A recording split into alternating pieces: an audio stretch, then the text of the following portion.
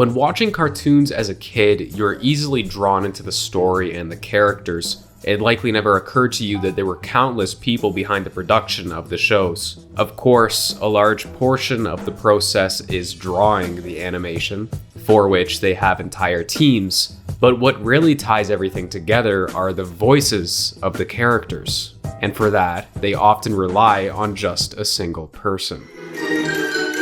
Oh, Magoo, you've done it again. Another day in the can. Drugs are a pitch, and that's no jive. For never taking drugs, here's a big high five!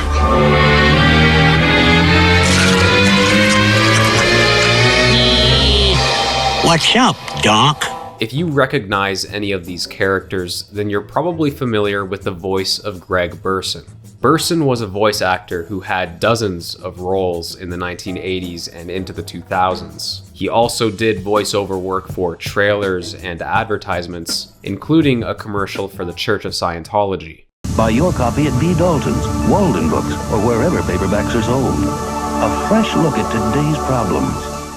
Burson's mentor in the industry was Daws Butler, the man who originated many well-known voices such as Yogi Bear, Huckleberry Hound, and Snagglepuss. Butler spoke highly of Burson and recognized the skill that he possessed. So when he passed away in 1988, Burson inherited many of his characters. When Mel Blanc died 1 year later, he was once again handed several recognizable characters, including Bugs Bunny.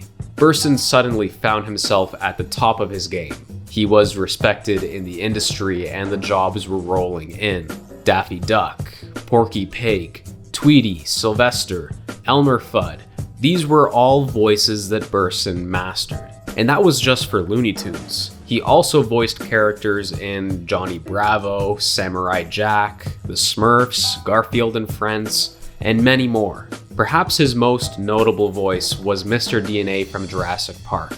This character was created to explain the process behind the creation of dinosaurs, and once the film was released, he became rather popular amongst fans. It certainly wasn't the most famous character Burson voiced, but it was unique to him. Most of his other roles were adopted from previous voice actors like Daws Butler and Mel Blanc. Either way, he was at the height of his career. He was one of the best, and people knew that.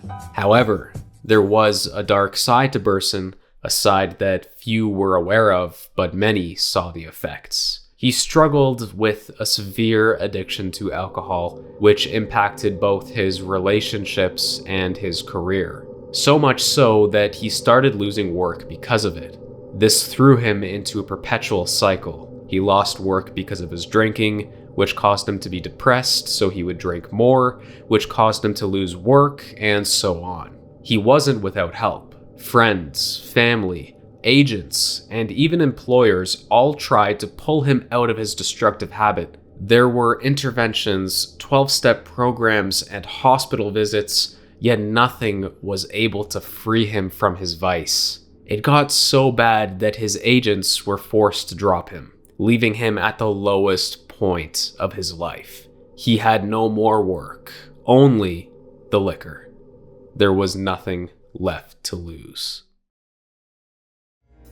One morning in May of 2004, Burson snapped. He was in his LA home with his 3 female roommates, presumably intoxicated and in a depressive state. 2 of his roommates exited the home saying that the third was being held hostage and that Burson had guns. A SWAT team was called, his neighbors were evacuated, and for the next 5.5 hours, Burson barricaded himself inside. Eventually, the third woman walked out unharmed, after which Burson surrendered without incident. There was a collection of firearms discovered in the home. However, it became evident that he didn't actually use them to hold anyone hostage. His intentions behind the ordeal were never identified, but the assumption was that he was depressed after losing voice acting work.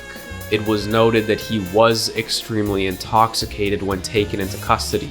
One officer said that while attempting to communicate with him, they couldn't tell if he was doing his voices or just slurring his words. Ultimately, Burson was freed on a $20,000 bail. The next day, headlines on the local news said that the voice of Yogi Bear and Bugs Bunny had been arrested. If he hadn't lost all of his work already, he certainly did now. His career had come to an end. Many recognize Burson as one of the best when it came to voice acting. If his struggle with depression and alcohol didn't taint his image, he likely would have been as respected as Daws Butler or Mel Blanc. His downfall began long before the incident in his home. That was only the climax of his story. The final time he was noted voicing a character was 2004, the same year he snapped. It was rumored that he was broke. No one wanted to associate with him. The last few years of his life were stagnant, and in 2008, he passed away due to complications from diabetes and arteriosclerosis. He was only 58 years old. Thanks for watching.